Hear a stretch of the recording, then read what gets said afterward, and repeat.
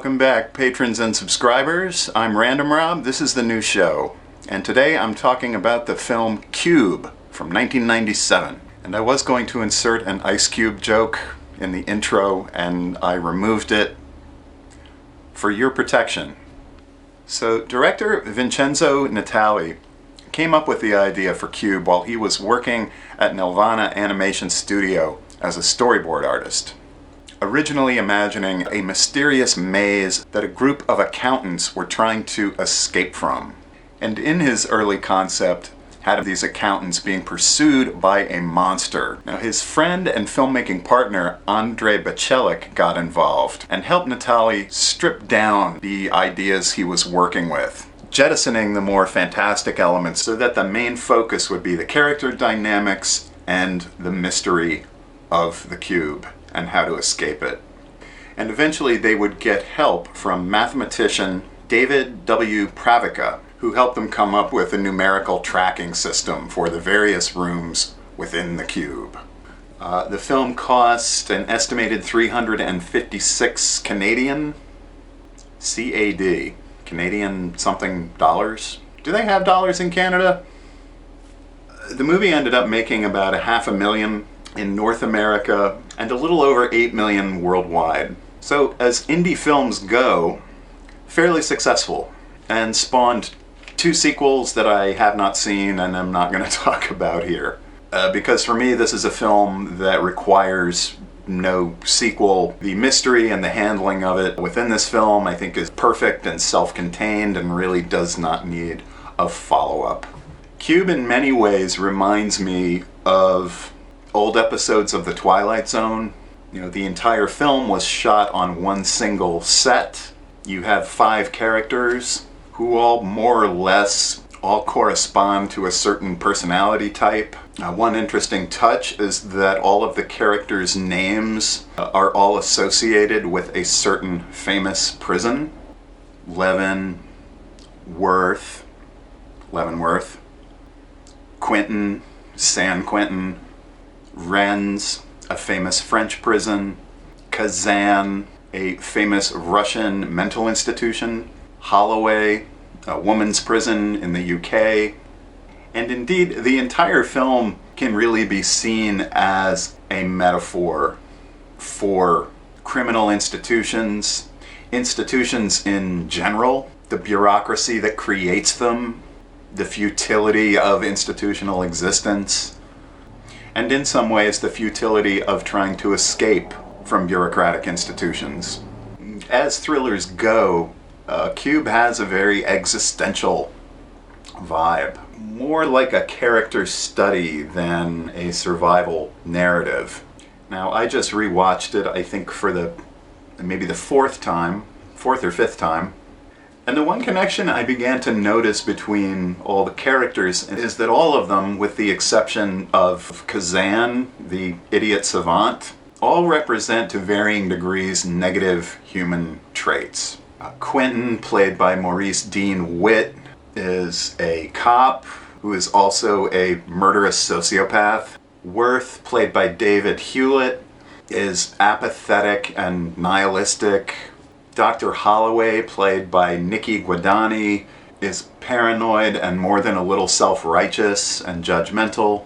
Levin, played by Nicole DeBare, is cowardly and arrogant. I also think it's interesting that the 2 characters, Levin and Kazan, the only ones who are good with numbers, are also the most virginal characters.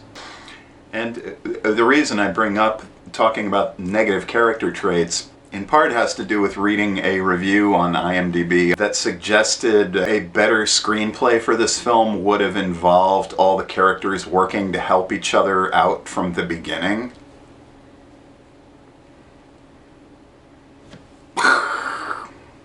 Yeah, it wouldn't really be much of a dark existential thriller if everybody got along. I thought that was kind of a funny review. I mean, ultimately, the characters do all end up pulling together as much as they can against the domineering Quentin, who becomes more and more unhinged as the film progresses. This is such a brilliantly designed film. I love the fact that it was all shot on one set. that they used colored gels to get different lighting schemes for the interiors of the different cube rooms. Director Vincenzo Natali originally wanted to have 6 different color schemes to fit with the idea of the cube, but they were only able to shoot 5 of them. And similar to what I mentioned in my Horror Express review, all the shots for each different colored room had to be done consecutively, and that the scenes in the red rooms tended to have the most dialogue, and those were the ones they shot first. One of the actors' comments that I thought was interesting was that David Hewlett, who played Worth, the apathetic engineer, he had to do his long speech about how there was no way to escape the cube and that there was no design and that nobody was in charge. He had to do that speech on the first day of shooting and was apparently afraid he was going to be horrible. And I just think that's funny because his is probably the most memorable bit of acting in the entire film, is that speech he gives. I love the soundtrack done by musician Mark Corvin. Not a traditional soundtrack, really more of sequences of samples, some of them sounding like speech, some of them sounding like machinery, with a little bit of a melodic tone here and there. It has an understated industrial edge that fits the film perfectly. This is not a movie where you would have wanted like very obvious musical cues to take away from the interactions between the characters. And you know, if you watch the new show for any length of time, you know that one thing I can't stand is the overuse of CGI. And I love how CGI was used in this movie. Just here and there for specific effects. Like when they see the outside of the structure, or my favorite use is the blue room that fills up with metal spears if you make a noise. I love that room. I love that effect. It was a really nice combination of a CG image with some almost melodic samples for the sounds of the spears. Simple and visually striking. Also, the whole film was shot with handheld cameras. Considering that, they really got some nice, steady shots here. I usually don't like movies that are shot all handheld because I get sick of the camera shaking around. What was that movie? Battle Los Angeles. Good movie, but stop shaking the frigging camera around. Yeah, Cube doesn't have that problem. Really nice, steady handheld shots. Well done. Cube went on that year to be nominated for a lot of indie film awards from different sci-fi and horror groups. Notably, it won the Best First Canadian Feature Film Award at the Toronto International Film Festival. Critics were a little less kind. There were complaints about over-the-top performances and some of the dialogue being kind of hinky.